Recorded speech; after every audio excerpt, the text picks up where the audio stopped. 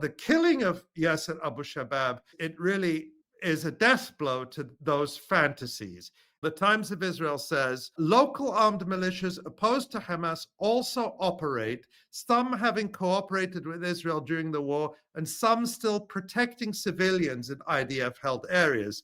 At least one report suggested such militias might be integrated into the police force. To broaden the scope, we've seen the Europeans and the Americans integrating literal neo-Nazis, Sieg-heiling, swastika-tattooed Nazis into the official armed forces of Ukraine on the one hand, and we see how they're supporting a so-called government closely tied with ISIS and Al-Qaeda in Syria, and they would like to do the same here, to place ISIS-linked gangs into the official police force that they hope to send into Gaza.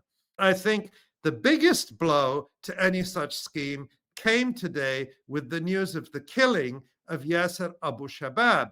He is, of course, the best known Palestinian collaborator in Israel, the head of an Israeli-backed ISIS-linked criminal gang that Israel has unleashed on parts of Gaza over the last 2 years. And you can see there his picture in a tweet from Rami Abdul. Now, the circumstances of Abu Shabab's killing are murky.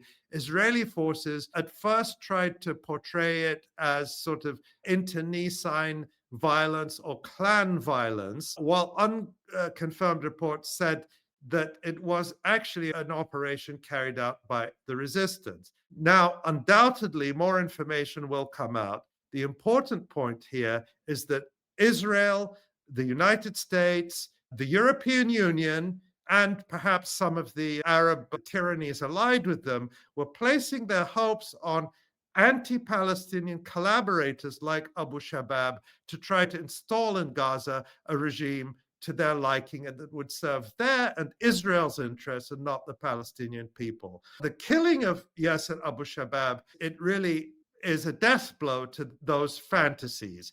It will certainly concentrate the minds of any of those few other Palestinians who would think about collaborating with Israel on such schemes, even perhaps in the context of the so-called International Stabilization Force or the police, of the futility of doing so, that Israel is absolutely unwilling and unable to protect them.